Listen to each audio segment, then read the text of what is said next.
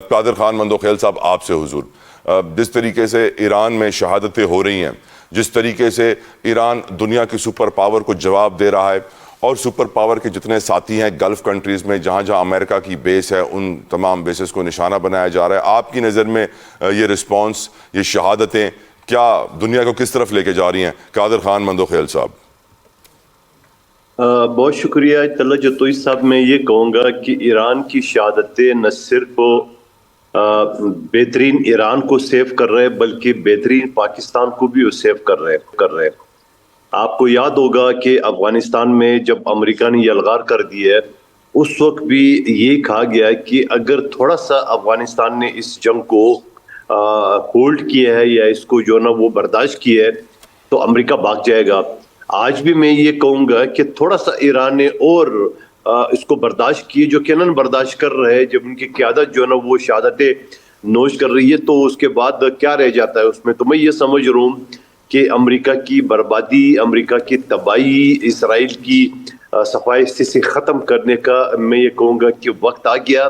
اب یہ پھنس گئے ہیں، یہ اب کہیں نہیں جا سکتا ہے. ان کو اب اچھی طرح اندازہ نہیں تھا. ابھی جو ہے آپ نے بات کی کہ ان کی سیکورٹی چیف یا ایڈوائزر تھا جس نے استعفیٰ دیا ہے، ان ساری چیزوں کا یہی ہوا. جس طرح عراق پہ انہوں نے حملہ کیا ہے اور بعد میں یہ کہا کہ وہ ہم سے غلطی ہو گئی، ہمیں رپورٹ غلط دی گئی ہے.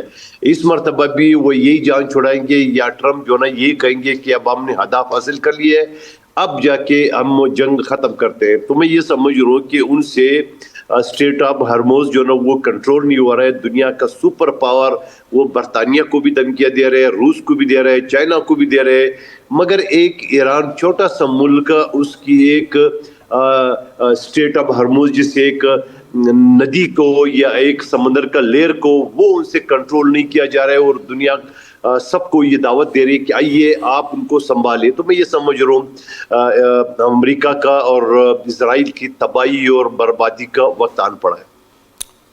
علی گوہر بلوچ صاحب، آپ ایران میں شہادتوں کو کیسے دیکھتے ہیں؟ ان کی لیڈرشپ کوئی پروٹوکول میں نہیں چل رہی، کسی بنکر میں نہیں جا رہی ہے، منہ توڑ جواب بھی دے رہی ہے اور شہادت کو بھی گلے لگا رہی ہے. علی گوہر بلوچ صاحب، یور اوپینین سر. بسم اللہ الرحمن الرحیم. السلام علیکم. وعلیکم السلام ورحمۃ اللہ. دیکھیں، صورتحال یہ ہے کہ بالکل سے آپ نے اپنے انٹرو میں باتیں کی، مجھے آپ کی کچھ باتوں سے اتفاق ہے اور کچھ سے شدید اختلاف بھی. سر، جہاں تک یہ ابھی بھائی قادر خان نے روشنی ڈالی ہے، بالکل انہوں نے ٹھیک کہا ہے. جس طرح سے کہ ان کا وہ جو سیکورٹی کا آدمی تھا اور جس طرح سے اس نے استعفیٰ دیا ہے اور اس میں اس نے جو ریزن دی کہ ظاہر ہے کہ جس طرح سے امریکن پریزیڈنٹ نے جو اعلان کیا تھا کہ بھائی یہ اگر ایران کے اوپر حملہ نہ کیا جاتا تو یہ 2-3 دن کے اندر اندر امریکہ پر حملہ کر دیتا یا اسرائیل پر کر دیتا، تو اس نے کہا کہ ایسی کوئی بات نہیں تھی اور اسی وجہ سے اس نے استعفیٰ دیا. چونکہ یہ میرا خیال ہے کہ امریکہ نے اسرائیل کے پریشر میں آ کر ایران کے اوپر حملہ کیا، لیکن ایک ظاہر پوری کائنات ہے، بحیثیت مسلمان ہم سب کا ایمان ہے کہ نظام دنیا ہو یا نظام کائنات وہ اللہ تعالیٰ کی ذات ہی چلاتی ہے.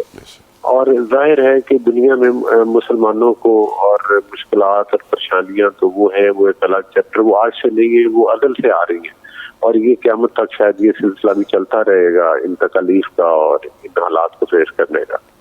تو بہرحال وہ بالکل قادر صاحب کی بات ٹھیک ہے کہ یہ امریکہ کے لیے کوئی اچھے حالات نہیں ہیں اور لگتا ہے کہ دیگر جو ممالک ہیں وہ بھی امریکہ کے ساتھ اس معاملے میں، چونکہ وہ اس کے موقف کی مطلب ہے کہ تائید نہیں کر رہے اور وہ یہ کہتے ہیں کہ ہمیں اس سارے معاملے میں آپ نے اعتماد بھی نہیں دیا تو ہم پھر کس طرح سے جو ہے وہ مطلب ہے کہ وہ کریں آپ کے ساتھ تعاون.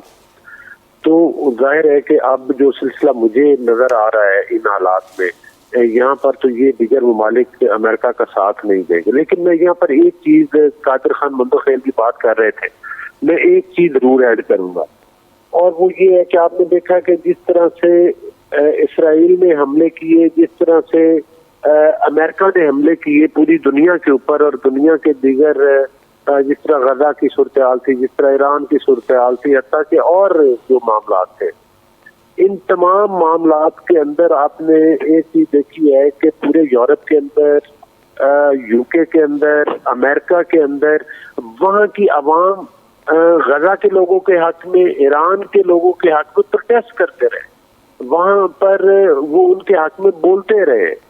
تو میں سمجھتا ہوں کہ یہ کہنا کہ جس طرح سے ہم یہ بات کرتے ہیں کہ امریکہ تباہ ہونے جا رہا ہے، یا جس طرح سے ہم یہ بات کرتے ہیں کہ یورپ تباہ ہونے جا رہا ہے، کہ کافی حد تک امریکہ، یورپ، انگلینڈ کی جو عوام ہے وہ ضروری نہیں ہوتا کہ وہاں کی گورنمنٹ کی اسٹریٹجی سے دفاع کر رہے ہو یا ہم لوگ کے حق میں کر رہے ہیں.